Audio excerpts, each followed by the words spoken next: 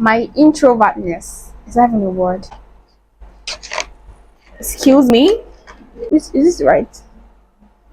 Expecting my mom to barge in any second to.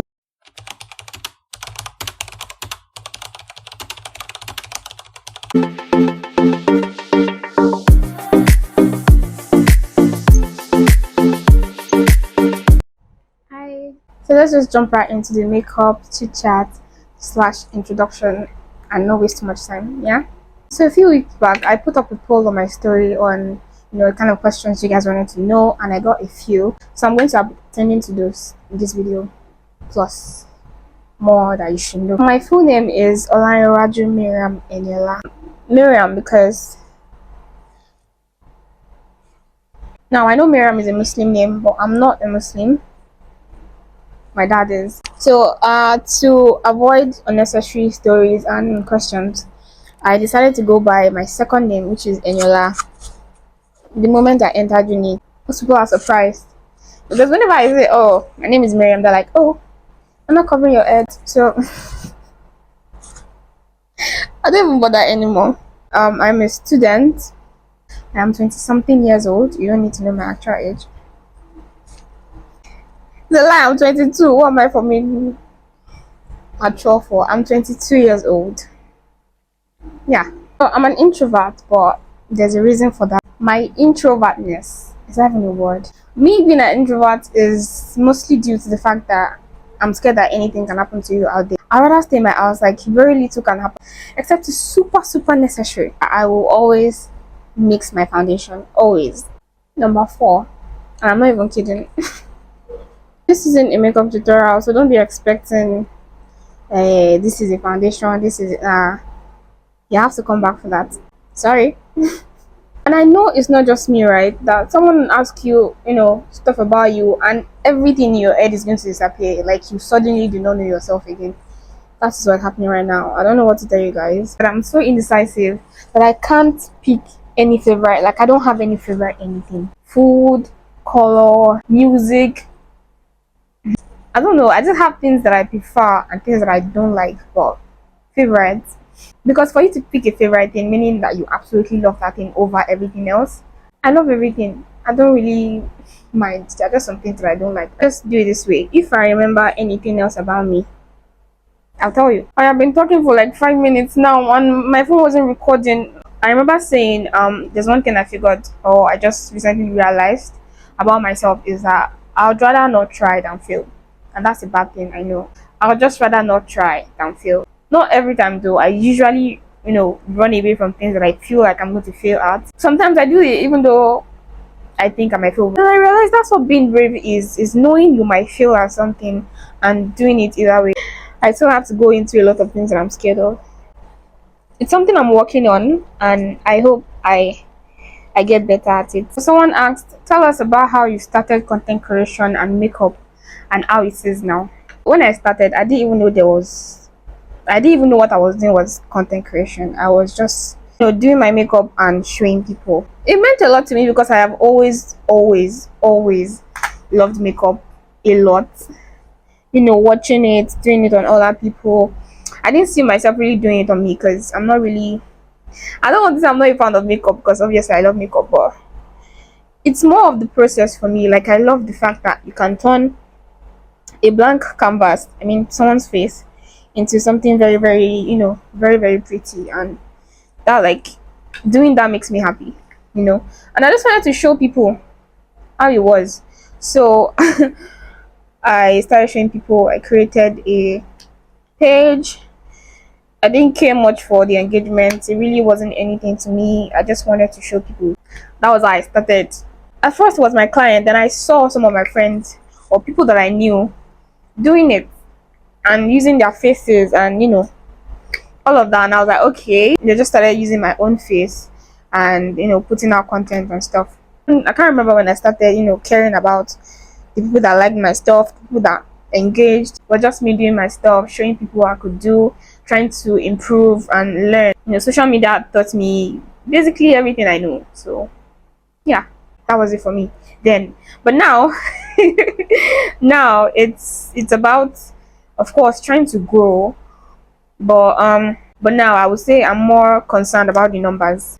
And I can for sure tell you that it was easier then. Not knowing what I know now. No, it was easier. I just did my thing. There was no pressure. Yeah, that's the word. There was no pressure. It was just me sharing my stuff, being happy. Of course, I'm still happy now. It's just harder. I still love it though. I still love it. Uh, I still love makeup. Let me put it that way. Content creation is now very hard. Someone asked, "How did you start doing makeup?" What did I see in makeup to start doing it? I got fascinated by the process, and I got to know about that because I used to model for makeup artists, like in secondary school. Then I would even say I learned from them. Sometimes when they're doing it on my face, I'll be like, "Oh, what's this? What's this?" And over time, I just kept loving the process. How they put this first, then they have to go next to this and this, and I loved it. From there, I watched a lot of videos, and then from there, I figured I could do it on people. Then from there, I started doing it on myself. And another person said, "How did you become a beauty influencer?" Ah, how? I didn't think, oh, so I want to start influencing. I never thought that. It just happened. You know, winning giveaways and brands texting for PR, like messaging me for PR and paying for PR, and I don't know. From there, it just became what it is now. I didn't even know what it was until I was in it. That was how it happened for me. I did my brows off camera because I know none of you want to sit down and watch me struggle to do these things for that long. So yeah, I suddenly just remembered that I didn't say I was Yoruba. My wait, is it my right or my left? Is this right? I noticed my right brow was less arched and the left. I don't know, it always happens every time. So this, like I said, this left side is lifted and this right side is droopy. I don't I don't know. So I have to like struggle more with my brows on this side. It can never be equal, right? Like, they're supposed to be sisters, not twins. That's what I console myself with. So I think it's fine. I think, right? It has to be. I actually saw a question that asked how I was coping in Lagos. I am not in Lagos. I am in Ibadan. I am a content creator, makeup artist in Ibadan. Someone also asked, please do you take PR packages? Very deep question. Very deep. The answer is no. I'm kidding. So I'm just very selective about the packages I receive now. I didn't used to be selective. I just used to take anything because I was smaller. I needed products, so I couldn't refuse. No, of course I refused some, but like I took most. When I noticed how demanding it was, and I wasn't gaining anything, I was just creating content for brands and using the products and tagging them, basically dragging customers there and stuff. I didn't say like plenty as if I was on pro, but I know I took, I convinced some people to buy.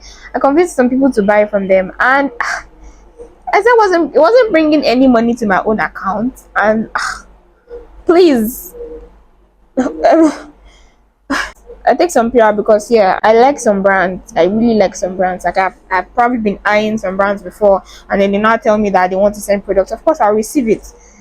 Just that now the PR is not going to be forever. You're not going to get 100 videos and 100 pictures. You need to know that it's limited. This is the amount of content you can get from this PR.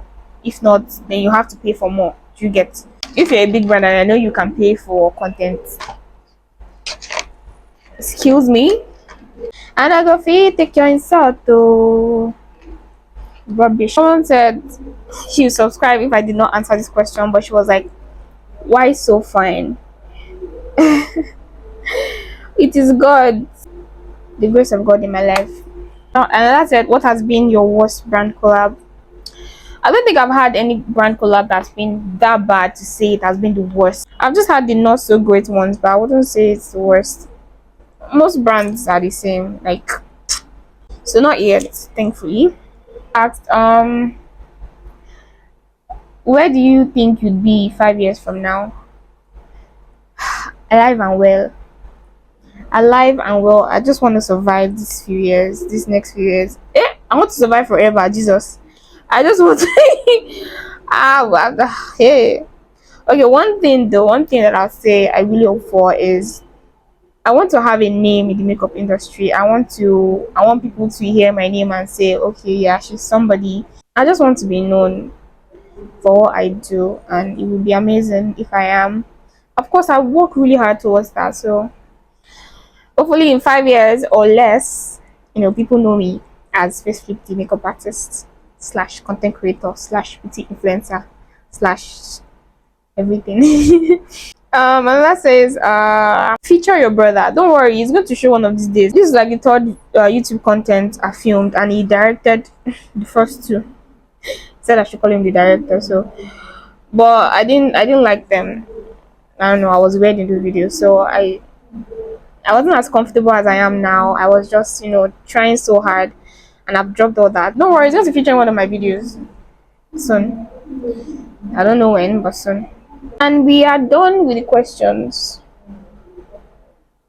I don't know, these lashes feel weird. I don't even know now what's going on.